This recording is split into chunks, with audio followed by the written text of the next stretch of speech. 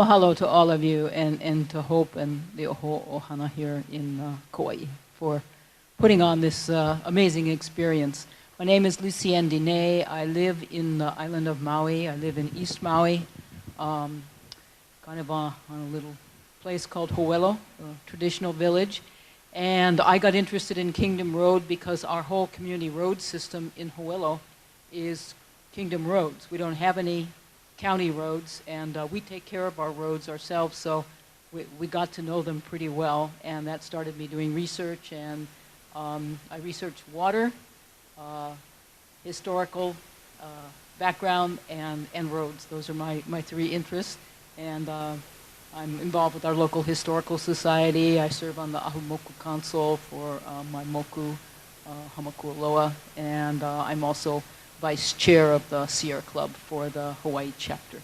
So I'm a little late because of computer malfunctions, but my topic is mapping our kingdom roads, and kind of like a practical view, maybe some success stories, some horror stories, and the tools that are available. First of all, what are the public trails?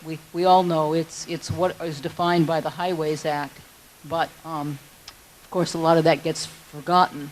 And these are important questions. Why are so few trails mapped and recognized? And we find out that the state really doesn't have a complete inventory. There's no meets and bounds descriptions of the ones they know about.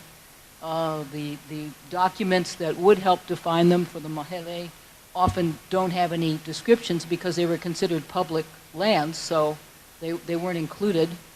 And also the big one, and I agree with Richard here, trails and roads are viewed as disputed property. They're seen in the lens of having costs and liabilities rather than as a sacred and legacy resource. So we really need to switch that. In my opinion, we need trails to be seen as they truly are. I mean, you know, we just heard a view of trails from the heart. I mean, Dennis's experience is this is his kuleana from his family. And for many Kanakamoli, it is their kuleana. For many who aren't even born here as Hawaiians, it's become our kuleana. We just love seeing these places and seeing where they take us.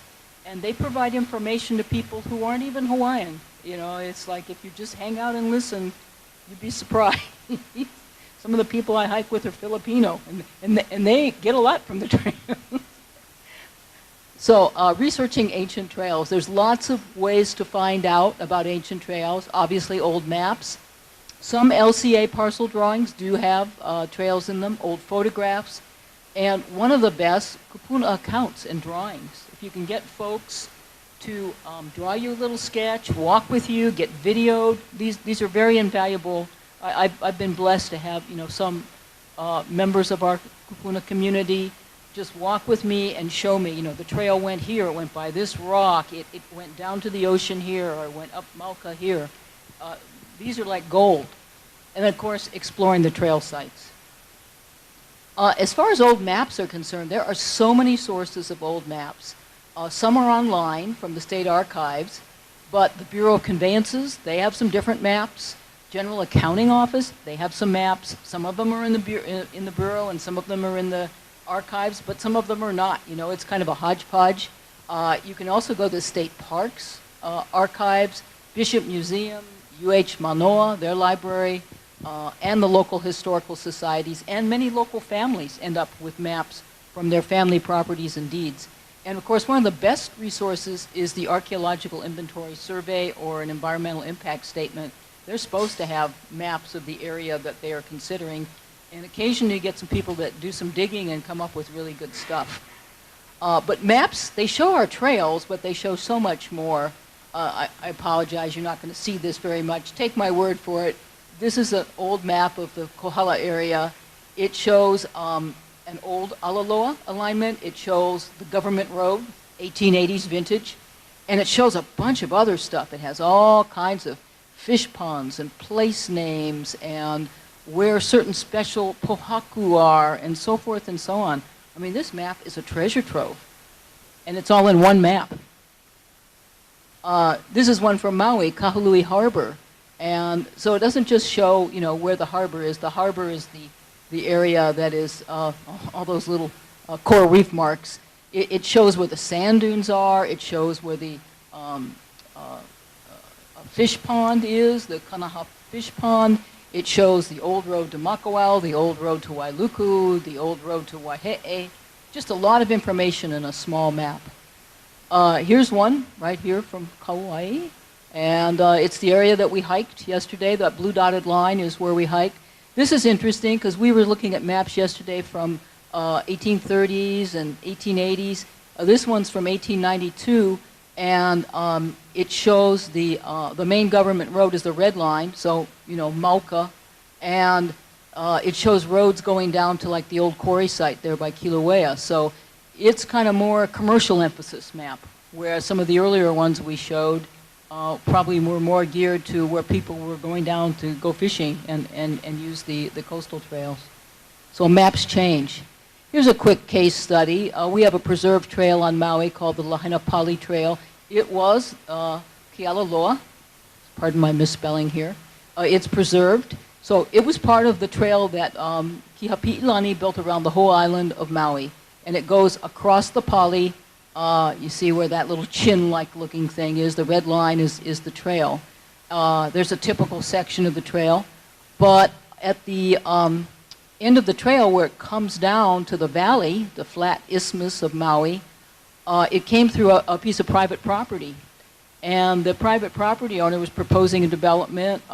Sierra Club and others submitted comments, and they said, wait a second, we're reading old maps, and it looks like this Lahaina Trail went right through your property. Where is it?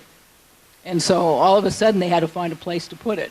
And so they kind of moved it a little bit, but they created a well-marked access to it and a parking lot. Another case study, East Maui Trails. This is near where I live in Hoelo. This is a map of the old sugar plantation in Hoelo. And you can see those dotted blue lines were all road system. These are all roads that were on the map before the Highways Act. And they're called Old Government Road, or Government Road is what they're marked. But basically, the ones that kind of went along the coast from left to right were Ala Loa. They were, you know, the main King's Highway around the island. Then the other roads led to various kuleana claims that were throughout the different valleys and streams and things. And the one on the right that isn't dotted is the road I live off of now. So interestingly enough, as you progress, so that was 1886, here's 20 years later, the roads have changed. Now this red line is the continuation of the blues lines you saw on that other map, and the blue line here is now the new government road. So now you have one map saying old government road, and the other one saying new government road. And actually, as of the 50s, that blue line has changed too. So you have many iterations of roads, and when you look at the maps, you have to sort of piece together something that's a common ground, but you start seeing like, wow, this thing has changed over time, so what remains the same? And here's the road I live off of now. I live in one of those little lots off the corner, and basically it's kind of similar to this road you see there, that blue road. It's changed a little tiny bit, but mostly it's the same road it was in the 1880s. But there are problems. Now, here's the old government road in our neighborhood, and someone just took it upon themselves to say, no trespassing. This is the old government road, that green grassy area. I'd hiked it for years, and these people bought a house and decided that they were going to put a chain up and no trespassing and, you know, don't come here and all like that.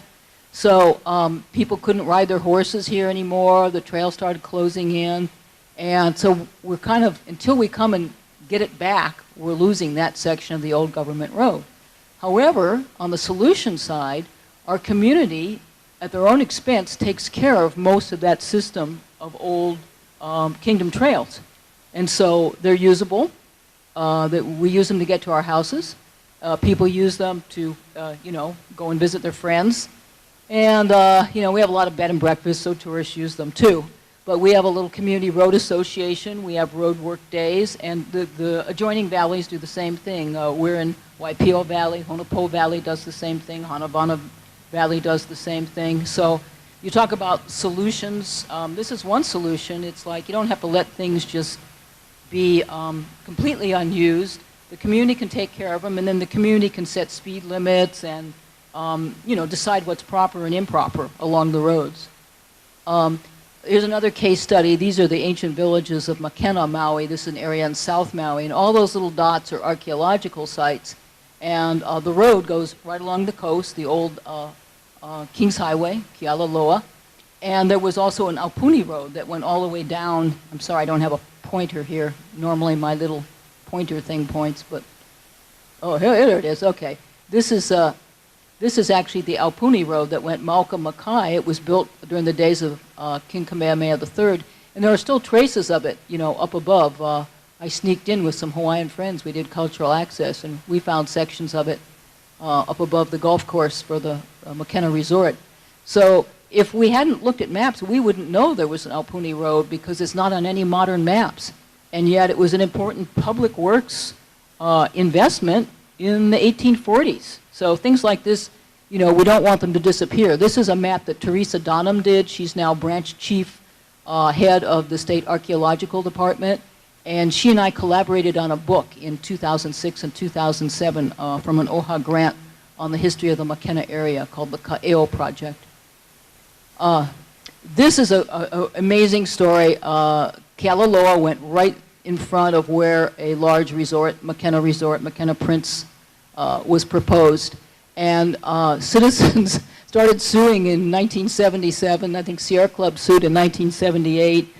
Special management area laws had just gone into effect, and we just didn't want them to get rid of that road. And we had all the kupuna come out and tell their stories. We had great attorney Isaac and Dana Hall, legal team, and we fought for almost 10 years, and finally there was a settlement. And the settlement kept this road open, but it's a walking path. But it's a very nice walking path. It has curbstones on both sides, and it looks like a traditional Hawaiian trail. And it's actually turned out to be an asset to the hotel, even though they wanted to close it and make it go away.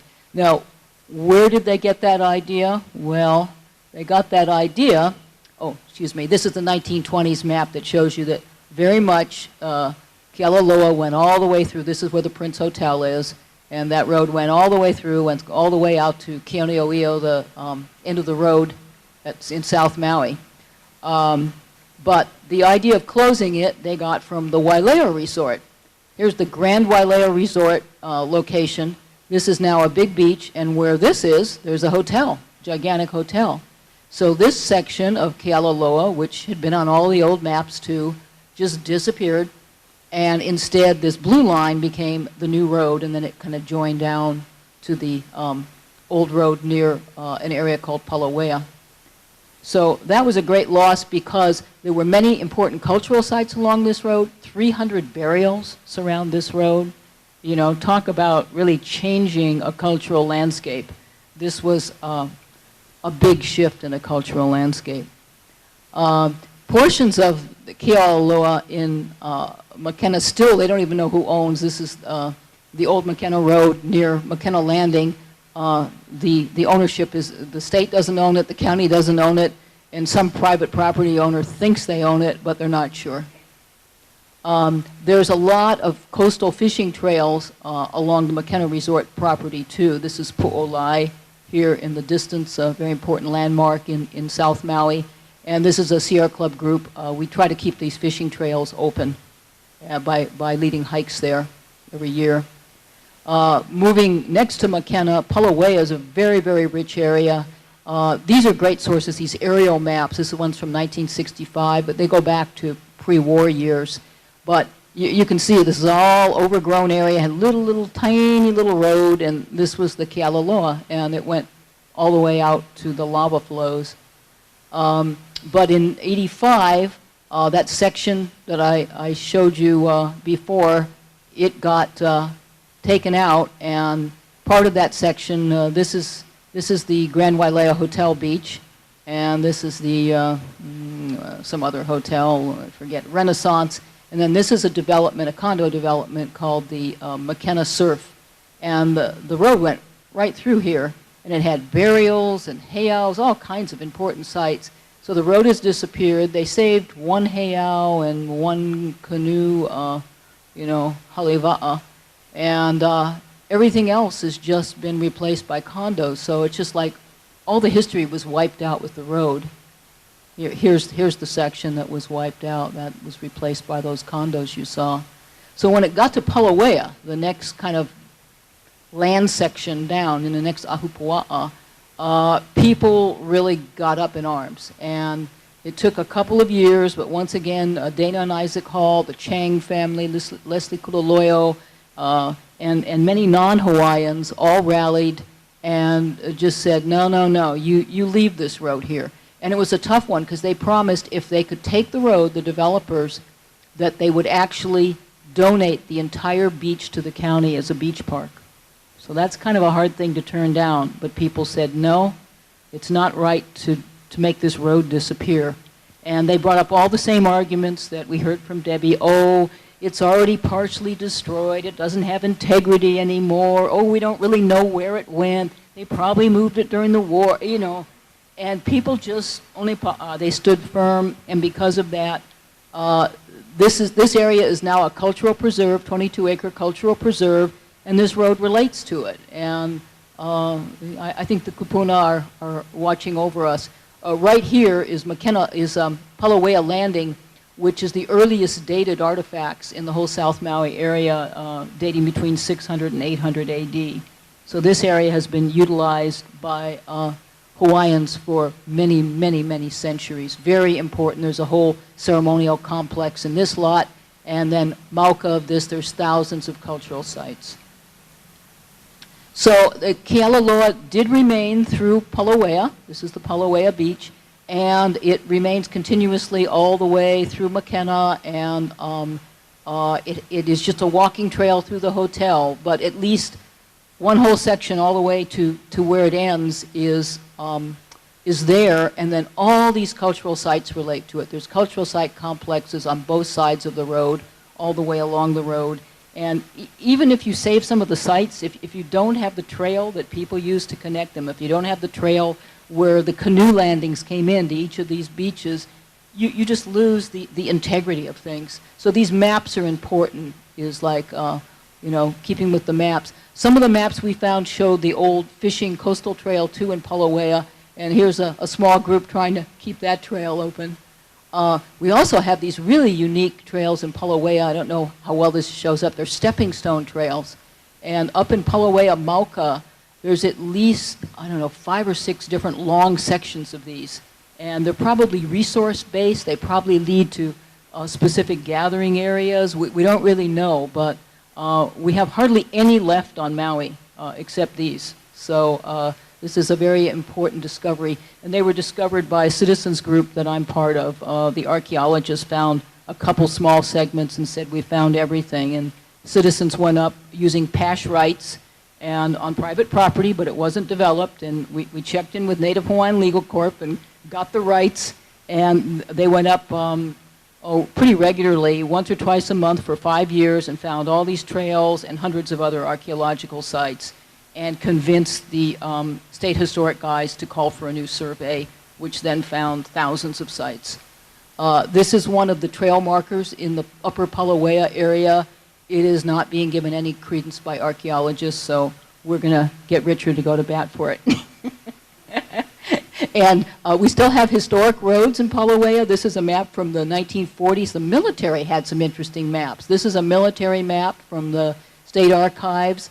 And you'll see this is a historic road, the Kanaio-Kalama Road. What the kupuna tell us is that when they were kids in the 1920s, they would go along the Makena Road, and it got real bad after this point. And so they would go up Mauka to the Ulapalakua Road. There was a junction, and then they would ride their horses along this road to Kihei.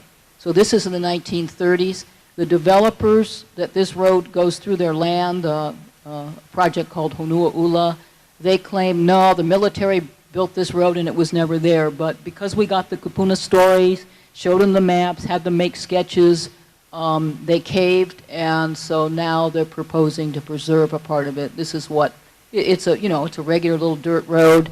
This is a historic road. If you look at this map, you'll see this road doesn't just go through Palauea, it goes all the way to the end of Kihei.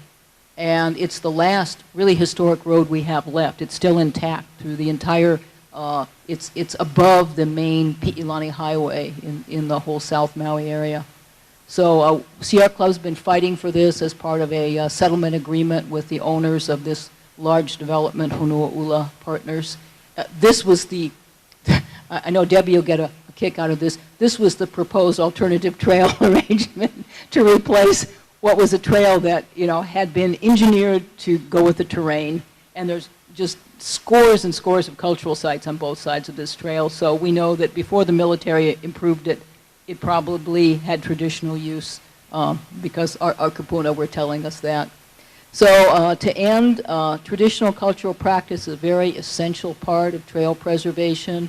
Here's a group up in Honua'ula entering and offering some ho'okupu and looking at some special sites. And here's a little good news. We'll end on this case story. This is a trail that goes from Baliko Gulch to Pauwela Point. Pauwela Point is in the distance here. There's a lighthouse here. This is in the Haiku area. And this trail was proposed as open space. This whole area was proposed as open space in our updated Maui Island plan, this big green ribbon. Lots of people came and testified and said it should be open space. It was open space in the community plan, and it's conservation zoned.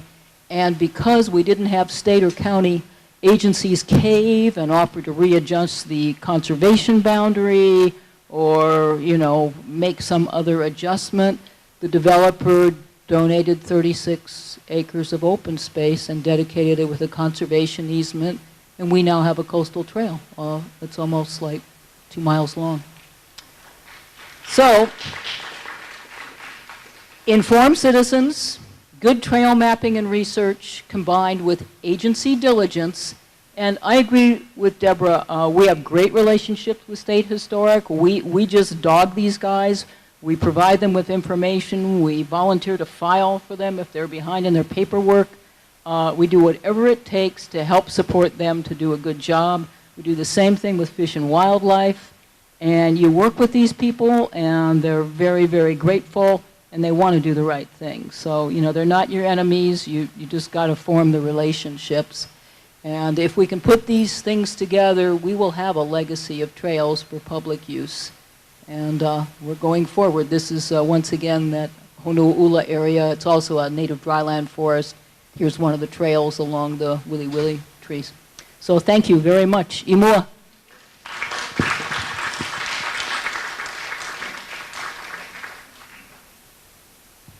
Any questions? Yes. Yeah, you want the microphone? Okay. Yeah.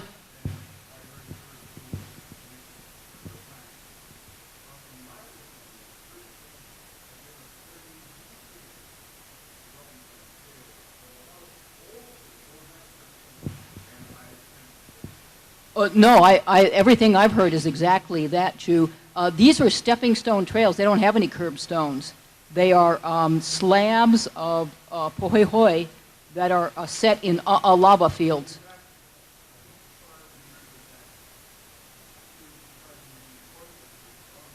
Yeah. That is what yeah, and filling in the gulches. Yeah, the trails are very different from the commercial era, from the Ho'opili Trail on Maui. That was the first shot that I showed, was with the 2 curbs and everything. It looked like some of the trails on the Big Island. But those are from the 1830s, 1840s, 1820s, and they were built by prison labor in Maui. Yeah. They had plenty of prisoners. Yeah, but that's exactly, yeah. Adulterers, built on the backs of the adulterers. But the stepping stone trails, which on Maui, you folks have them fairly commonly, I think, on the Big Island, but on Maui, we hardly see any. So when we found so many at this one location, and of course it was slated to be a golf course, but no more. They've gotten rid of that idea. We were very, very excited to find all these stepping stone trails. Well, thank you all.